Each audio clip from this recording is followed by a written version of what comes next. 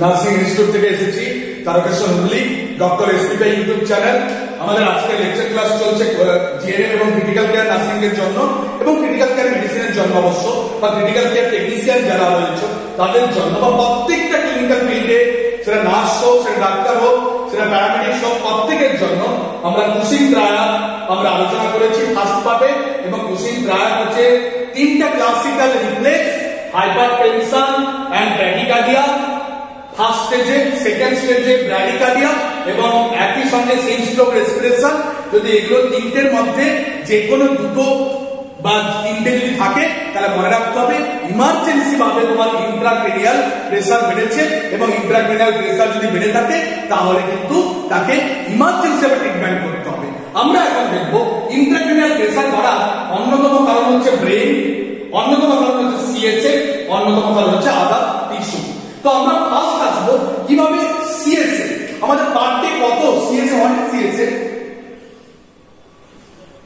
CSF প্রধানত হচ্ছে cerebrospinal fluid, cerebrospinal fluid.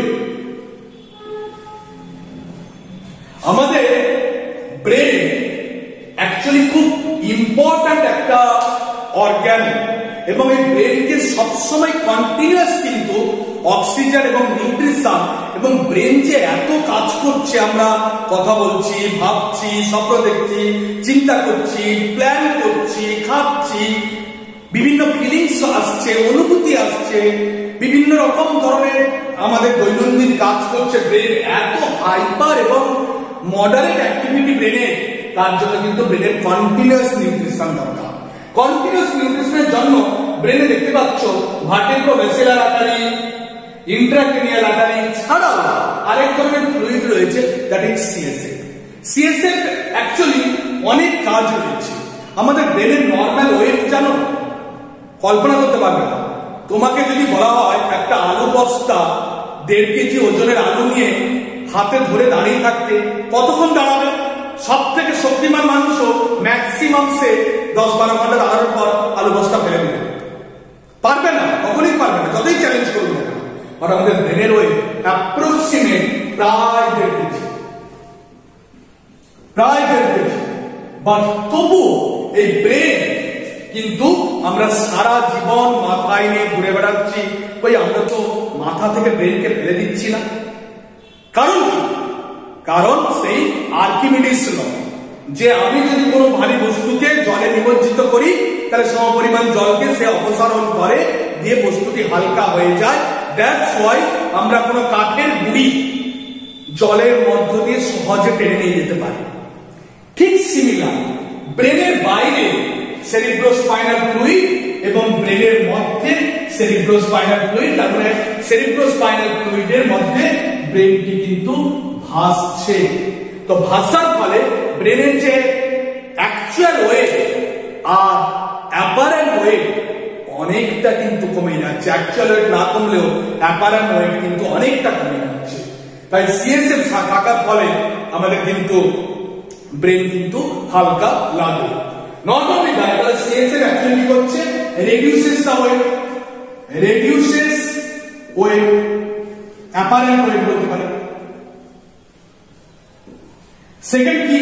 CSF basically আমাদের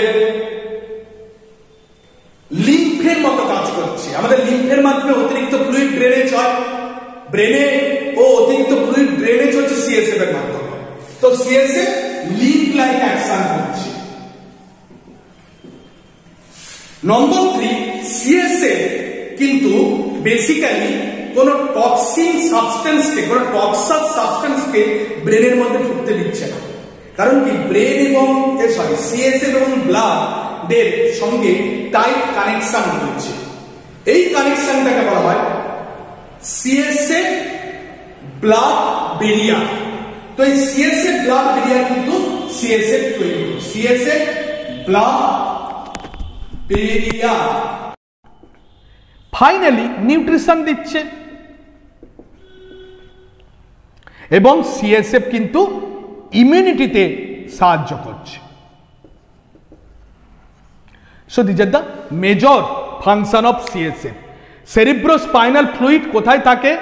ব্রেনের বাইরে একটি লেয়ার আছে, ব্রেনের বাইরে। ব্রেনের কটা লেয়ার? ব্রেনের 3টে লেয়ার। একটা হচ্ছে পায়া matter. So suppose this is the পায়া ম্যাটার,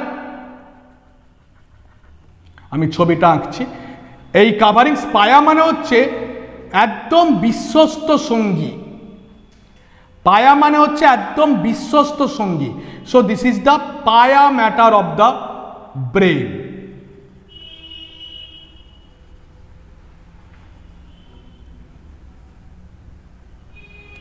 পায়া ম্যাটারের উপরে আছে arachnoid matter. So this is the arachnoid matter of the brain.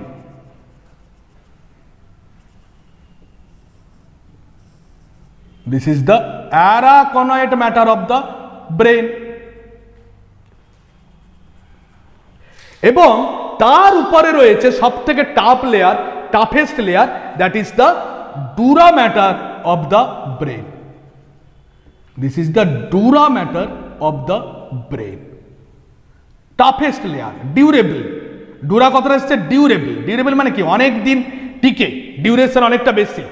So এই যে অ্যারাকনয়েড ম্যাটার, এই অ্যারাকনয়েড ম্যাটার এবং পায়া matter, this is the arachnoid matter and this is the পায়া ম্যাটার। এই অ্যারাকনয়েড ম্যাটার এবং পায়া ম্যাটারের মাঝখানে যে ফ্লুইড রয়েছে, এর মাঝখানে একটি স্পেস রয়েছে যাকে আমরা বলছি সাব অ্যারাকনয়েড স্পেস।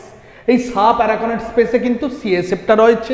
পাশাপাশি সিএসএফ কোথায় তৈরি হচ্ছে না? সিএসএফ তৈরি হওয়ার জন্য আমাদের বেসিক্যালি ব্রেনের মধ্যে কিছু গ্যাপ রয়েছে বা ব্রেনের মধ্যে কিছু ফাঁকা স্থান রয়েছে, তাকে আমরা ventricular system of the brain বলি। আমাদের হার্টে ভেন্ট্রিকল দেখেছি, আমাদের ব্রেনেও সেরকম চেম্বার রয়েছে, তাকে আমরা ভেন্ট্রিকল বলে থাকি। অ্যাকচুয়ালি এই সেরিব্রামে বেসিক্যালি তোমার দুটো ল্যাটারাল ভেন্ট্রিকল রয়েছে। This is the right lateral ventricle, this is the left lateral ventricle. এই রাইট ল্যাটারাল ভেন্ট্রিকল এবং লেফট ল্যাটারাল ভেন্ট্রিকল একে অপরের সঙ্গে যুক্ত হয়েছে একটা ছিদ্র দ্বারা। এই ছিদ্রকে আমরা বলছি ফোরামেন অফ মন্ডো। এবং এই ফোরামেন অফ মন্ডো পরে আরেকটি ভেন্ট্রিকলের সঙ্গে যুক্ত হয়েছে, দ্যাট ইজ কল্ড তোমার lateral ventricle. Foramen of Monro কার সঙ্গে যুক্ত হয়েছে? Sorry, third ventricle, that is called third ventricle. এই থার্ড ভেন্ট্রিকল তোমার আরেকটি ভেন্ট্রিকলের সঙ্গে যুক্ত হয়েছে, that is called fourth ventricle, that is called fourth ventricle. তাহলে আমি এবার আসি। So this is the lateral ventricle. Lateral ventricle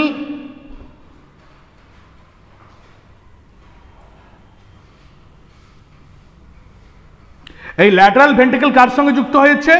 third ভেন্ট্রিকলের সঙ্গে। কার দ্বারা? Foramen of মন্ডো। ফোরামেন অফ মন্ডোর দ্বারা থার্ড ভেন্ট্রিকলের সঙ্গে ল্যাটারাল ভেন্ট্রিকল যুক্ত হয়েছে। ল্যাটারাল ভেন্ট্রিকল যুক্ত হওয়ার পর থার্ড ভেন্ট্রিকল এবারে ফোর্থ ভেন্ট্রিকলের সঙ্গে যুক্ত হয়েছে অ্যাকুইডাক্ট, স্যালভিয়াস অফ অ্যাকুইডাক্ট। এখানে একটি ছোট্ট ডাক্টাল সিস্টেম রয়েছে, that is called Sylvius of aqueduct. এবং এইটা হচ্ছে ফোর্থ ভেন্ট্রিকল। এই ফোর্থ ভেন্ট্রিকল থেকে বেসিক্যালি তোমার একটা ছিদ্র বেরিয়েছে এবং এপাশেও একটা ছিদ্র বেরিয়েছে। একে আমরা ফোরামেন অফ লুস্কা এবং ফোরামেন অফ মেজেন্ডি বলে থাকি। এই ছিদ্রের মধ্য দিয়ে তাহলে অ্যাকচুয়ালি সেরিব্রোস্পাইনাল ফ্লুইডটা তৈরি হচ্ছে এই আমাদের ল্যাটারাল ভেন্ট্রিকলে এক ধরনের প্লেক্সাস থাকে, এক ধরনের প্লেক্সাস থাকে, দ্যাট ইজ দ্য প্লেক্সাস। এই ল্যাটারাল ভেন্ট্রিকলে এক ধরনের প্লেক্সাস থাকে। এই প্লেক্সাসকে আমরা কি বলে থাকি? Choroid plexus, choroid plexus. তাহলে করোয়েড প্লেক্সাস, এই করোয়েড প্লেক্সাসে কি তৈরি হচ্ছে? বেসিক্যালি সেরিব্রোস্পাইনাল ফ্লুইড তৈরি হচ্ছে। এই সেরিব্রোস্পাইনাল ফ্লুইড করোয়েড প্লেক্সাস থেকে তৈরি হয়ে কোথায় আসছে? ফোরামেন অফ মন্ডোর মধ্য দিয়ে এবং থার্ড ভেন্ট্রিকলে আসছে। থার্ড ভেন্ট্রিকল থেকে অ্যাকুইডাক্ট অফ দ্য স্যালভিয়াসের মধ্য হয়ে কোথায় আসছে? ফোর্থ ভেন্ট্রিকলে আসছে। ফোর্থ ভেন্ট্রিকলের মধ্য দিয়ে তোমার এই যে ফোরামেন অফ লুস্কা এবং ফোরামেন অফ ম্যাজেন্ডির মধ্য দিয়ে আবার সাব অ্যারাকনেট স্পেসে শোষিত হয়ে যাচ্ছে এবং কিছু অংশ সেন্ট্রাল ক্যানালের মধ্য দিয়ে স্পাইনাল কর্ডে নেমে আসছে। তাহলে কি হচ্ছে, choroid plexus in lateral ventricle, lateral ventricle থেকে কোথায় আসছে, থার্ড ভেন্ট্রিকল, থার্ড ভেন্ট্রিকল থেকে কোথায় আসছে, ফোর্থ ভেন্ট্রিকল, ফোর্থ ভেন্ট্রিকল থেকে কোথায় আসছে, সাব অ্যারাকনেট স্পেস, সাব অ্যারাকনেট স্পেস থেকে ডিউরাল ভেনাস সাইনাস, এখানে সুপিরিয়ার স্যাজাইটাল সাইনাস আছে, ইনফিরিয়ার স্যাজাইটাল সাইনাস আছে, তোমার স্ট্রেট সাইনাস আছে, বিভিন্ন ডুরাল সাইনাস আমরা একদিন ক্লাস পড়াবো। তো ডুরাল সাইনাসে কিন্তু শোষিত হচ্ছে। এই যে ড্রেনেজ, এই ড্রেনেজ সিস্টেমে যদি কোথাও টিউমার হয়, যদি কোথাও ব্লকেজ হয়, তাহলে কি হবে, এই সেরিব্রোস্পাইনাল ফ্লুইডটা জমতে জমতে ধরো এখানে ল্যাটারাল এইখানটা ধরো টিউমার হয়েছে বা সিস্ট হয়েছে, তাহলে কি হবে, সেরিব্রোস্পাইনাল ফ্লুইডটা জমে ল্যাটারাল ভেন্ট্রিকলকে এরকম ভাবে ফুলিয়ে দিবে। এরকম যেই ফুলিয়ে দিবে তাহলে এখানে কি ব্রেন টিস্যুটা ড্যামেজ হচ্ছে। তার মানে কি, তার মানে এখানে প্রেসার বাড়ছে, ফুলে যাচ্ছে মানে কি, প্রেসার বাড়ছে। তাহলে সেরিব্রোস্পাইনাল ফ্লুইড প্রতিনিয়ত প্রায় 500 ml পার ডে 24 আওয়ার্সে তৈরি হচ্ছে এবং এই প্রোডাকশন যদি বেশি হয় তাহলে তার প্রেসার বাড়বে। কোরোয়েড প্লেক্সাসে পার্টিকুলার কিছু টিউমার আছে, তার ফলে কিন্তু প্রোডাকশন বেশি হয়। যদি ডিস্ট্রিবিউশনে কোন রকম বাধা পায়, ডিস্ট্রিবিউশন কোত্থেকে হচ্ছে, আবার lateral ventricle, foramen of Monro, third ventricle Sylvius of aqueduct, fourth ventricle foramen of Magendie and foramen of Luschka, then subarachnoid space, central canal হয়ে সাব অ্যারাকনেট স্পেস, দেন কোথায় চলে যাচ্ছে, ডুরাল ভেনাস সাইনাস। সো এই যে পুরো distribution এবং drainage, এই ড্রেনেজে যদি কোনো রকম ডিস্ট্রিবিউশন এবং দেন ড্রেনেজ, এইগুলোর মধ্যে কোথাও যদি একটি ব্লকেজ তৈরি হয় তাহলে সিএসএফ এর প্রেসার কিন্তু বাড়বে। সিএসএফ এর প্রেসার বাড়া মানে ইন্ট্রাক্রেনিয়াল প্রেসার বেড়ে যাওয়া, 1 নম্বর পয়েন্ট। সেকেন্ড পয়েন্ট হচ্ছে ব্রেন। ব্রেনে যদি টিউমার হয়,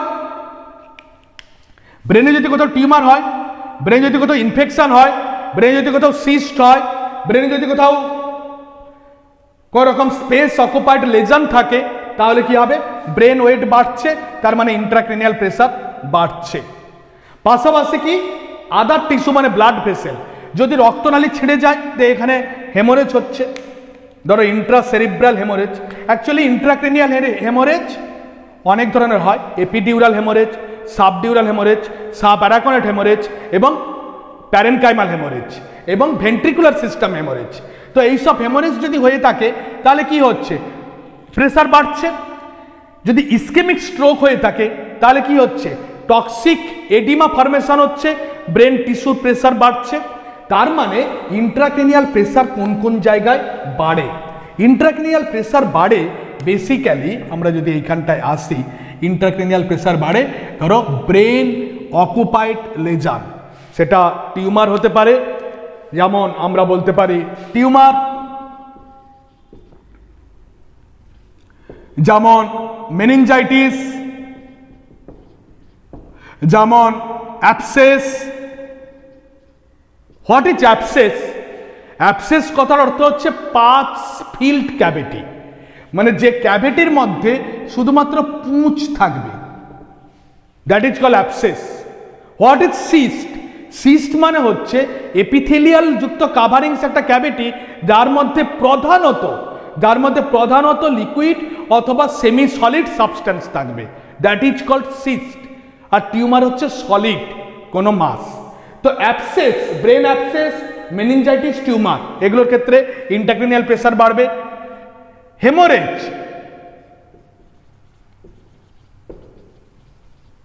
haemorrhagic stroke, brain haemorrhage, intracranial pressure বাড়বে। ট্রমা, ব্রেন ট্রমা, ধাক্কা, ইন্ট্রাক্রেনিয়াল প্রেসার বাড়বে। ইসকেমিক স্ট্রোক, ইন্ট্রাক্রেনিয়াল প্রেসার বাড়বে। এগুলো সব ইন্ট্রাক্রেনিয়াল কজেস। প্রধানত post operative post operative brain surgery হওয়ার পর অনেক সময় ইন্ট্রাক্রেনিয়াল প্রেসার বাড়তে পারে। শুধু তাই নয়, আরো কিছু কিছু ঘটনা রয়েছে। যেমন হচ্ছে বেসিক্যালি হাইপোন্যাট্রিমিয়া, সোডিয়াম ফল হলে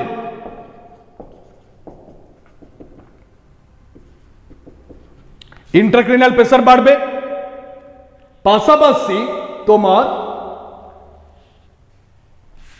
hypoxia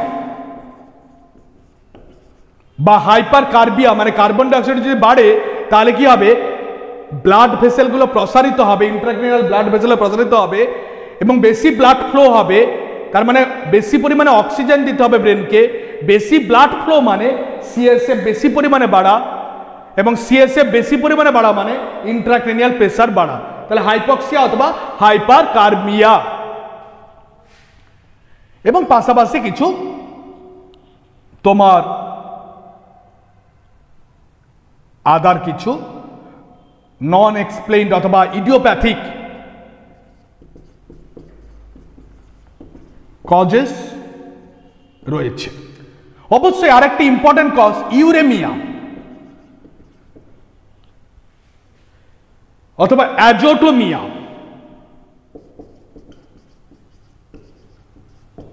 kidney failure, liver failure, hepatic encephalopathy, renal encephalopathy, সবগুলোতেই কিন্তু হার্ট ফেলিওর, সেগুলোতেও কিন্তু ইন্ট্রাক্রেনিয়াল প্রেসার কিন্তু বাড়ে। নর্মাল সিএসএফ প্রেসার কত? 5 থেকে 15 মিলিমিটার এইচজি। সিএসএফ প্রেসার আমরা কি করে মাপবো? কুসিং ট্রায়াড, হাইপারটেনশন বেড়েছে কিনা, ব্র্যাডিকার্ডিয়া এবং সিনস্ট্রোক রেসপিরেশন। এছাড়াও সিএসএফ প্রেসার আমরা মাপি ইমেজিং স্টাডি করে। Imaging, that is CT scan of brain.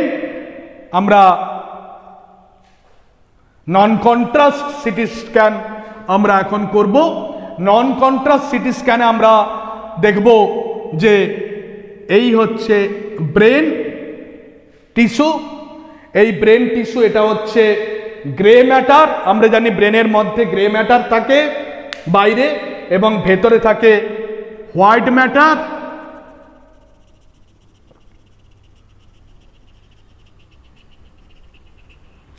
So grey matter এবং হোয়াইট ম্যাটার, এবং আমরা সিটি স্ক্যানে গ্রে ম্যাটার এবং হোয়াইট ম্যাটারে একটা পুরো ডিফারেন্ট বা পুরো জাংশন লাইন আমরা দেখতে পাবো। এখানে সিটি স্ক্যানে আমি দেখতে পাচ্ছি গ্রে ম্যাটার এবং হোয়াইট ম্যাটারের একটা পুরো জাংশন কানেকটিভ লাইন আমি দেখতে পাচ্ছি, সুস্পষ্ট মার্জিন দেখতে পাচ্ছি। বাট যখন এটা ফুলে যাবে বা যখন এখানে ফ্লুইড জমবে তখন কিন্তু এই মার্জিনটা অবলিটারেটেড হয়ে যাবে। তাহলে অবলিটারেটেড গ্রে অ্যান্ড হোয়াইট ডিফারেন্সিয়েশন। পাশাপাশি আমরা কি দেখব না, এই যে ব্রেনের মধ্যে যে ভেন্ট্রিকল গুলো দেখতে পাচ্ছি, এই ভেন্ট্রিকল গুলো অনেকটা বড় হয়ে ফুলে উঠেছে। যদিও ব্রেন অ্যাট্রোফির ক্ষেত্রে ব্রেনের ভেন্ট্রিকুলার সাইজ বাড়ে, বাট ব্রেনের ভেন্ট্রিকল যখন বেড়ে যাবে তখন সিটি স্ক্যানে আমরা ডিফারেন্সিয়েট করতে পারবো। পাশাপাশি আমরা বেসিক্যালি যদি পেশেন্টের চোখ দেখি, ভালো করে দেখো, পেশেন্টের চোখে আমরা একটি যন্ত্র দিয়ে আমরা এক্সামিনেশন করব। That is called ophthalmoscope. That is called ophthalmoscope.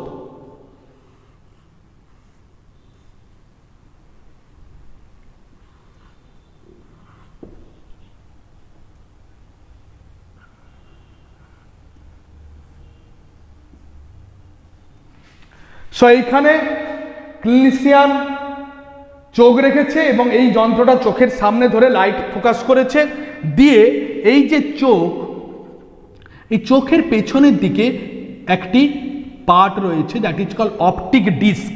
এই অপটিক ডিস্কের সঙ্গে কে যুক্ত আছে? অপটিক নার্ভ যুক্ত আছে। অপটিক নার্ভ এবারে ব্রেনের সঙ্গে যুক্ত আছে, অপটিক নার্ভ। এই অপটিক নার্ভ অ্যাকচুয়ালি কিন্তু নার্ভ নয়। অপটিক নার্ভ হচ্ছে পার্ট অফ দ্য ব্রেন।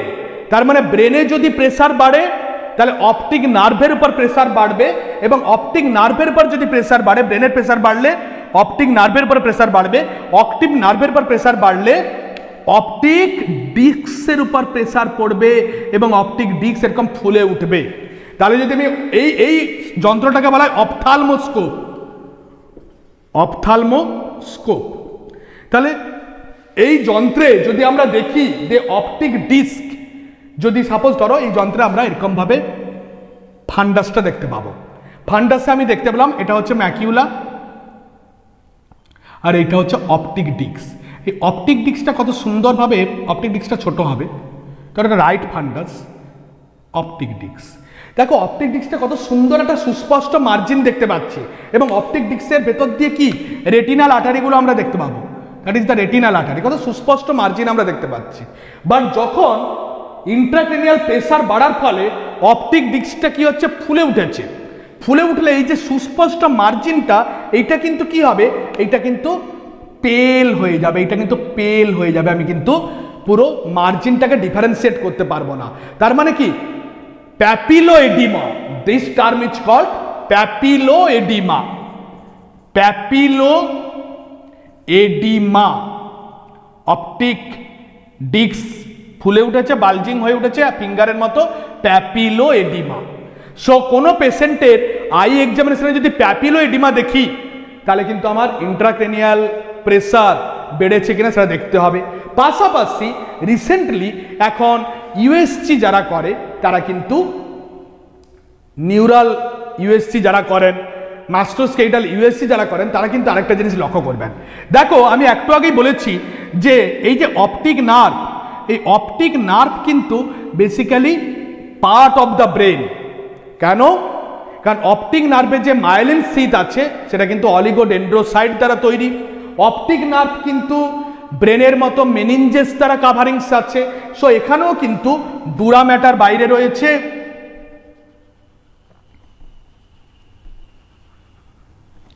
তারপরে রয়েছে অ্যারাকোনয়েড ম্যাটার,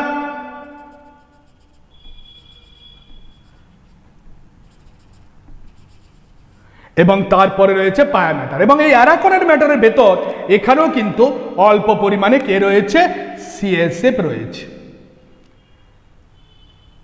তাহলে দেখো সিএসএফ প্রেসার যদি বাড়ে, আমি আল্ট্রাসোনোগ্রাফি প্রোব আমি এখানে ঘষলাম, তাহলে দেখো এইটুকু ডায়ামিটার আমি পাবো। তাহলে ডায়ামিটার ধরো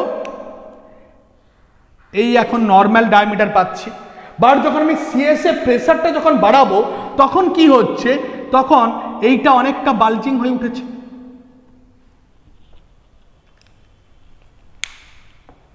এইটা অনেকটা বালজিং হয়ে উঠেছে। সিমিলারলি অ্যারাকোনয়েড ম্যাটারও অনেকটা বালজিং হয়ে উঠেছে, সিমিলারলি অ্যারাকোনয়েড ম্যাটারও অনেকটা বালজিং হয়ে উঠেছে।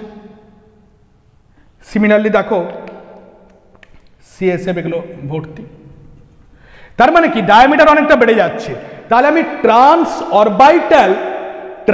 Orbital sonography, trans orbital sonography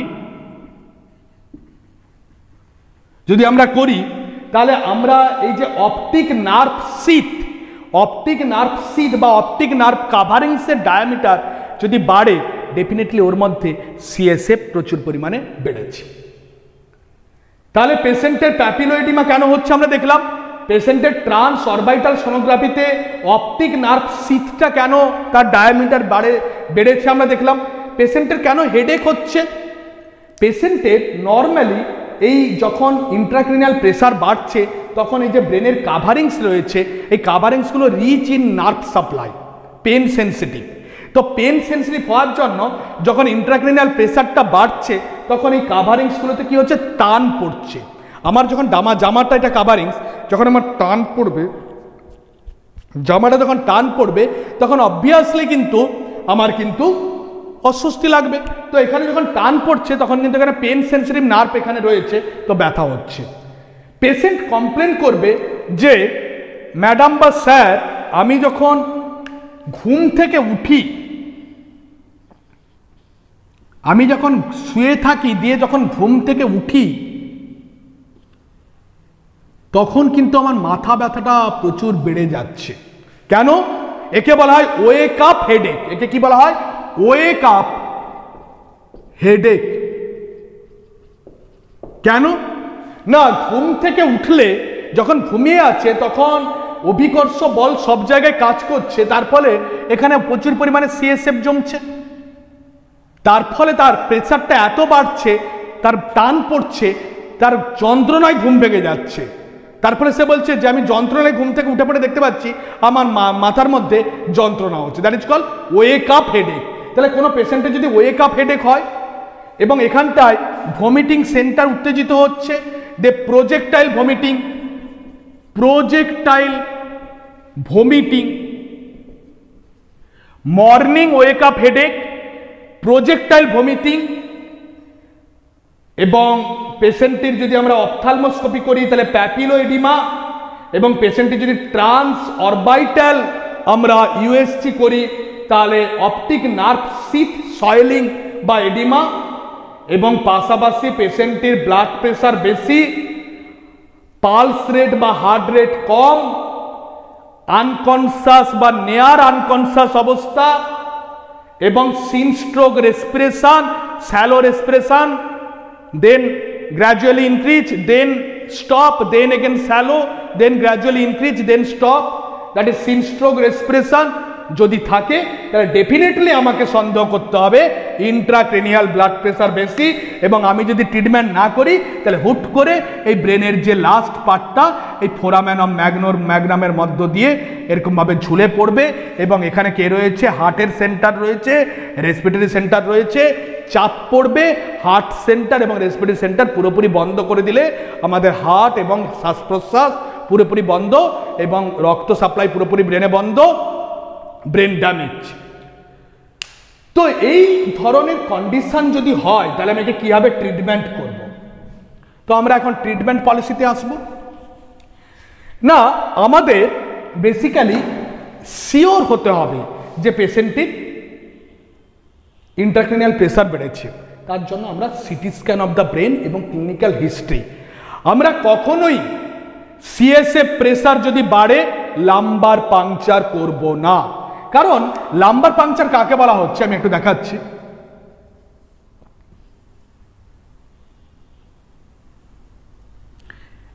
এইখানে স্পাইনাল কর্ড আছে,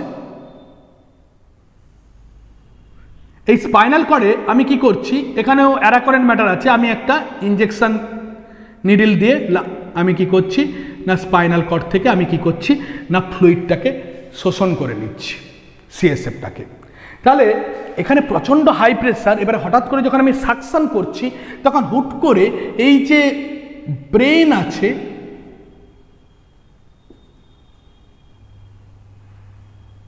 এই যে ব্রেন আছে, এই ব্রেনের হুট করে এইটা তো মেডুলা অবলাঙ্গাটা, এই মেডুলা অবলাঙ্গাটা দিয়ে হুট করে ব্রেনের এই লোয়ার পার্টটা হার্নিয়েশন হয়ে যেতে পারে, লোয়ার পার্টটা হার্নিয়েশন হয়ে যেতে পারে। তাহলে যখন আমি হুট করে টানছি এই যে একটা নেগেটিভ প্রেসার তৈরি করছি, এই নেগেটিভ প্রেসারের ফলে এখানে পজিটিভ প্রেসার হুট করে নিচের দিকে নেমে এখানে হার্নিয়েশন হতে পারে। আর এই লোয়ার ব্রেন স্টেমে কে রয়েছে? লোয়ার ব্রেন স্টেমে রয়েছে কার্ডিয়াক সেন্টার এবং রেসপিরেটরি সেন্টার, এবং কার্ডিয়াক সেন্টার এবং রেসপিরেটরি সেন্টার হুট করে কি হচ্ছে? বন্ধ হয়ে যাচ্ছে। যেই বন্ধ হয়ে যাচ্ছে সঙ্গে সঙ্গে তোমার কিন্তু মানুষের মৃত্যু। So that's why always before lumbar puncture you have to make sure that CSF pressure is normal. CSF pressure is normal. Other than that আমরা কি করতে পারি? আমরা অনেক সময় মনিটর করার জন্য আমরা কিন্তু এই ভেন্ট্রিকুলার সিস্টেমের মধ্যে আমরা কিন্তু ক্যাথেটার প্রবেশ করিয়ে আমরা কিন্তু সেটা প্রেসার ট্রান্সডিউসার রয়েছে, প্রেসার ট্রান্সডিউসার ইনভেসিভ মনিটরিং একে বলা হয়, ইনভেসিভ মনিটরিং আমরা করতে পারি। সব থেকে মোস্ট ইম্পর্ট্যান্ট একে আমরা কি করে ট্রিটমেন্ট করব। সো আমরা ট্রিটমেন্ট পলিসিতে আসি। দেখো পেশেন্ট শুয়ে থাকলে বেশি করে সিএসএফ জমছে, তাহলে পেশেন্ট যদি উঠে বসে তাহলে কম করে সিএসএফ জমবে। তার মানে পেশেন্টকে আমি মোটামুটি 30 ডিগ্রি, এটা কি 30 ডিগ্রি 30 ডিগ্রি, এই এলিভেশনে পেশেন্টকে আমি শুয়ে রাখলাম। এই পজিশনকে কি পজিশন বলা হয়? Reverse Trendelenburg position. That is the head up leg down, that is the reverse Trendelenburg position. খুব বেশি উঠাবো না, 15 থেকে 20 থেকে 30 ডিগ্রি উঠাবো। তার কারণ হচ্ছে আরো যদি বেশি উঠাই তাহলে এরকম যদি উঠাই তাহলে কি হচ্ছে, তাহলে পেশেন্টের এমনি ব্লাড সাপ্লাই ব্যাহত হচ্ছে, আরো উঠালে আরো ব্লাড সাপ্লাই ব্যাহত হবে। আমি শুধু এটা করছি সিএসএফ প্রেসারটাকে কমানোর জন্য, রিভার্স টেলেন্সবার্গ পজিশন।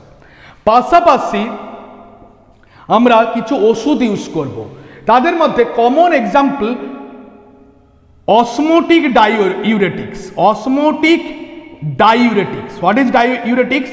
না, যে ওষুধগুলো পেচ্ছাপকে বাড়িয়ে দেয় তাকে আমরা ডাইউরেটিক্স বলে থাকি। ডাইউরেসিস মানে, ইউরেসিস মানে পেচ্ছাপ করা, ডাইউরেসিস মানে ডবল পেচ্ছাপ করা, পেচ্ছাপকে বাড়িয়ে দেওয়া, দ্যাট ইজ কল্ড ডাইউরেসিস। যে সমস্ত ওষুধগুলো পেচ্ছাপকে বাড়িয়ে দেয় তাকে আমরা ডাইউরেটিক বলে থাকি।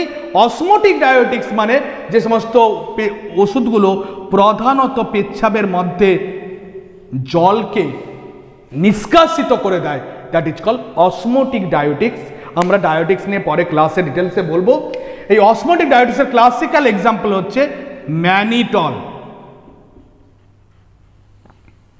ম্যানিটল। তাহলে আমরা সেকেন্ড লাইন অফ ট্রিটমেন্ট আমরা এই করলাম ম্যানিটল। পেশেন্ট পজিশন ঠিক করলাম, ম্যানিটল ইন্ট্রাভেনাস দিলাম, এবং ম্যানিটল কিন্তু খুব সুন্দরভাবে সিএসএফ প্রেসারকে কিন্তু কমায়। বাট অনেক সময় ম্যানিটল একটি সমস্যা তৈরি করে। কি সমস্যা তৈরি করে? না, ব্রেনের মধ্যে দু ধরনের ফিজিওলজিক্যাল ব্যারিয়ার আছে। আমি অলরেডি আলোচনা করেছি সিএসএফ ব্লাড ব্যারিয়ার, আরেকটা important barrier that is known as blood brain barrier. What is blood brain barrier? না, ব্লাড ব্রেন ব্যারিয়ার হচ্ছে ব্রেনের যে ক্যাপিলারি, এই যে ব্লাড ভেসেলের ক্যাপিলারিগুলো, এগুলো টাইট ক্যাপিলারি জাংশন। এই টাইট ক্যাপিলারি জাংশন হওয়ার ফলে তোমার কি হচ্ছে না, সমস্ত টক্সিন সাবস্টেন্সগুলো ব্রেনের মধ্যে পৌঁছাচ্ছে না, বা ব্রেন থেকে সহজে কোনো সাবস্টেন্স ভেতরে ঢুকে যাচ্ছে বা বাইরে বেরিয়ে আসছে না। ধরো সাপোজ তুমি দীর্ঘক্ষণ না খেয়ে আছো, তোমার এখানটায় যদি আমি তোমার ভেনে, তোমার যদি আমি এটা ভেনে যদি আমি ইনজেকশন মানে রক্ত নিয়ে আমি যদি টেস্ট করে দেখি তোমার ব্লাড সুগার ড্রপ করেছে ধরো এখন 90-তে বা 80-তে milligram per DL, blood pressure drop, blood sugar drop করেছে। বাট ব্রেন কিন্তু এই 80 আবার 2 মিনিটের পর দেখা যাচ্ছে সেটা হয়ে দাঁড়িয়েছে 78। তার মানে কি ড্রপ করছে, বাট ব্রেনে কিন্তু ড্রপ করছে না। ব্রেনের সুগার ড্রপ করলেই তুমি অজ্ঞান হয়ে যাবে। তাহলে পেরিফেরাল ভাস্কুলেচারে ব্লাড সুগার ড্রপ করা সত্ত্বেও সেরিব্রাল ভাস্কুলেচারে ব্লাড সুগার ড্রপ করছে না। কেন? তার কারণ হচ্ছে নিশ্চয়ই এখানে যে ব্লাড ভেসেল আছে আর এখানে যে ব্লাড ভেসেল আছে দুটোর সংযোগ কিন্তু একই নয়। তার মধ্যে নিশ্চয়ই কোনো বাধা আছে যে কিন্তু ফ্ল্যাকচুয়েশনটাকে করতে দিচ্ছে না। এই বাধাটাকে বলা হয় blood brain barrier. But mannitol কিন্তু ব্লাড ব্রেন ব্যারিয়ার ক্রস করতে পারে। এবং mannitol blood brain barrier cross করে যদি ব্রেনের মধ্যে ঢুকে যায় তাহলে সেখানেই কিন্তু টক্সিক এডিমা তৈরি করবে, কারণ সেখানেই তারা জল শোষণ করে, কারণ এটা অসমোটিক, জল শোষণ করবে। এরা কি করছে, নেফ্রনে জল শোষণ করে জলকে বাইরে বের করে দিচ্ছিল। বাট ম্যানিটল যখন ব্রেনের মধ্যে ঢুকে যাচ্ছে তখন ব্রেনের অন্যান্য টিস্যু থেকে জল শোষণ করে এখানে আরো এডিমা বা ফুলিয়ে দিবে। দ্যাটস ওয়াই একটা নির্দিষ্ট টাইমের পর ম্যানিটল ইজ কন্ট্রাইন্ডিকেটেড। কারণ কি, নির্দিষ্ট টাইম ধরে ব্রেন ড্যামেজ হতে থাকলে ব্লাড ব্রেন ব্যারিয়ার কিন্তু ড্যামেজ হয়ে যায়। তার ফলে ম্যানিটল গিয়ে ওখানে কিন্তু সমস্যা তৈরি করতে পারে। ম্যানিটলের পরিবর্তে আমরা কি ব্যবহার করতে পারি? Hypertonic saline.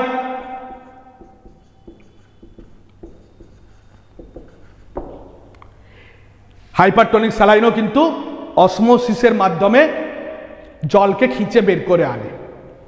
তারপর কি ব্যবহার করতে পারি? Hyper ventilation, that is the most important. Hyper ventilation, hyper ventilation মানে জোরে জোরে শ্বাস নেওয়া। নর্মালি দেখা গেছে আমার যদি বডিতে কার্বন ডাইঅক্সাইডের পরিমাণ বাড়ে তাহলে ব্রেনেও কার্বন ডাইঅক্সাইডের পরিমাণ বাড়বে, আর ব্রেন কিন্তু অক্সিজেন ছাড়া বাঁচতে পারে না। তাহলে যখনই ব্রেনে কার্বন ডাইঅক্সাইডের পরিমাণ বাড়বে, ব্রেনের যে ব্লাড ভেসেলগুলো আছে এরা কিন্তু প্রসারিত হবে, তার ফলে কিন্তু আরো বেশি করে রক্ত যাবে এবং আরো বেশি করে সিএসএফ মানে বাড়বে এবং প্রেসার বাড়বে। এইবারে হচ্ছে হাইপার ভেন্টিলেশন, মানে আমি জোরে জোরে যখন শ্বাস নিব তখন আমার অক্সিজেন লেভেলটা বেশি করে দিচ্ছি, তাহলে আমার রক্তে বেশি করে অক্সিজেন লেভেল বাড়ার জন্য আমার ব্রেনেও কিন্তু অক্সিজেন বেশি পরিমাণে যাচ্ছে, তার মানে কি ব্লাড ভেসেলগুলো সংকুচিত হবে এবং সংকুচিত হলে সিএসএফ প্রেসার কমবে। That's why hyper ventilation with 100% oxygen কিন্তু অন্যতম ইফেক্টিভ একটা treatment. Final treatment neurosurgical intervention. ধরো এইখানে প্রচন্ড প্রেসার বেড়েছে, আমি যদি এই জায়গাটা ব্রেনের মধ্যে প্রচন্ড প্রেসার বেড়েছে, আমি যদি এই যে স্কালটা এই পার্টটা আমি খুলে নিলাম, তাহলে এই পার্টটা খুললে কি হবে? এখানে কে আছে? Dura matter. তাহলে ডুরা ম্যাটারটা এরকম ফুলে উঠলো। তারপর কে আছে? তারপর আছে অ্যারাকনেড ম্যাটার। অ্যারাকনেড ম্যাটারটা এরকম স্পেস পেলো। তারপর কে আছে? সিএসএফ। সিএসএফ স্পেস পেলো। আমি একটু আগে কি বলেছি পড়ানোর সময় যে স্কাল হচ্ছে একটা রিজিড বাক্স, বাক্সটাকে একটু ভেঙে দিলাম। এই ঘরটায় 100 জন থাকার কথা, সেখানে 500 জন ঢুকিয়ে দিয়েছি। দেয়ালটাকে একটু ভেঙে দিলাম, তাহলে কিছুজন লোক বাইরে দাঁড়িয়ে থাকবে, প্রেসার পড়বে না। ঠিক সিমিলার দেয়ালটাকে আমি একটু ভেঙে দিয়েছি, ভেঙে দেওয়ার ফলে ব্রেন টিস্যুটা উপরের দিকে উঠে গেছে, অতটা প্রেসার পড়ছে না, ব্রেনটা তো বেঁচে গেল রে বাবা। ব্রেন ডেথ মানে তো সব শেষ। এই ধরনের সার্জারিকে আমরা বলি ক্রেনিয়েক্টমি। এই ধরনের সার্জারিকে আমরা কি বলি? ক্রেনিয়েক্টমি। ক্রেনিয়েক্টমি। সো ক্রেনিয়েক্টমি ইমার্জেন্সি একটা সার্জারি, যেখানে আমাদের এই টক্সিক ব্রেন এডিমা বা আমরা বলতে পারি ইন্ট্রাক্রেনিয়াল প্রেসার ক্রমাগত যদি বাড়ে তাহলে সেক্ষেত্রে আমরা ক্রেনিয়েক্টমি করতে পারি। এছাড়া হেমোরেজ যদি হয় তাহলে আমরা ছোট্ট করে ফুটো করে আমরা ব্লাডটাকে ইভাকুয়েট করতে পারি, that is called burr hole surgery.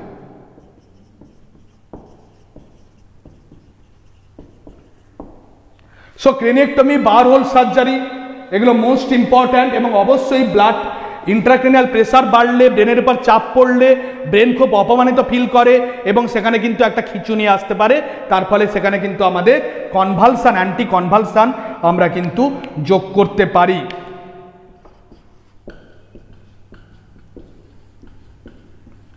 Convulsive agents খিঁচুনি কমানোর জন্য। So craniectomy, burr hole surgery এবং ভেন্ট্রিকিউলার পেরিটোনিয়াল শান্ট, ভিপি শান্ট দ্বারা কিন্তু আমরা এই ক্রিটিক্যাল কেস ম্যানেজ করতে পারি। পাশাপাশি অবশ্যই ওষুধ এবং অবজারভেশন, প্রতিনিয়ত পেশেন্ট যারা নার্স প্রতিনিয়ত পেশেন্টের কন্ডিশন বেটার, প্রগনোসিস বেটার হচ্ছে না খারাপের দিকে যাচ্ছে তার নোটস নেওয়া, প্রতিনিয়ত অবজারভেশন, নিউরো ইন্টেন্সিভ কেয়ারে অবজারভেশন এবং ইমার্জেন্সি ক্রেনিয়েক্টমি বা বার হোল সার্জারি বা ভিপি শান্ট এই সমস্ত সার্জিক্যাল প্রসিডিওর অ্যাপ্লাই করতে হবে। যদি তোমার লাস্ট কথা ক্রুসিং ট্রায়াড, হাইপার টেনশন, লো পালস প্রেসার বা ব্র্যাডিকার্ডিয়া এবং সিনস্ট্রোক, অ্যাবনর্মাল টাইপ অফ রেসপিরেশন, এবং পেশেন্টের যদি বমি হতে থাকে, পেশেন্টের যদি মর্নিং হেডেক হতে থাকে, পেশেন্টের যদি প্যাপিলো এডিমা থাকে, পেশেন্টের যদি ট্রান্স অরবাইটাল অপটিক শীতের ডায়ামিটার যদি বাড়া থাকে, এবং কিছু কিছু বাচ্চাদের সদ্যজাতদের এখানে ব্রেগমা বা অ্যান্টিরিয়র ফ্রন্টালি আছে, যেটা ব্রহ্মতালু বলা হয়, ব্রহ্মতালু যদি ফুলে উঠে, ব্রহ্মতালু যদি ফুলে উঠে তার মানে কি ভেতরে প্রেসার বেড়েছে বলে ব্রহ্মতালু ফুলে উঠেছে। আমাদের ডিহাইড্রেশনে ব্রহ্মতালু বসে যায়, ভিতরে প্রেসার কমে গেছে, ভলিউম কমে গেছে, বাট ভেতরে প্রেসার যদি বেড়ে যায় তাহলে ব্রহ্মা তাহলে ফুলে উঠবে।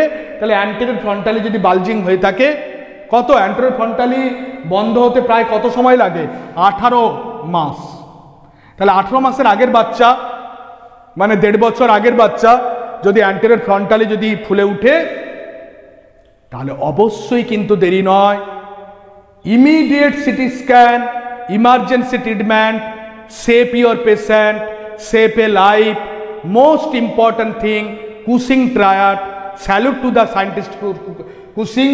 যদি ভালো লেগে থাকে আজকের পুরো লেকচারটা, তাহলে অবশ্যই লাইক এবং শেয়ার করবেন। আমরা অনেক কষ্ট করে ঘাম ঝরিয়ে ইউটিউব করছি।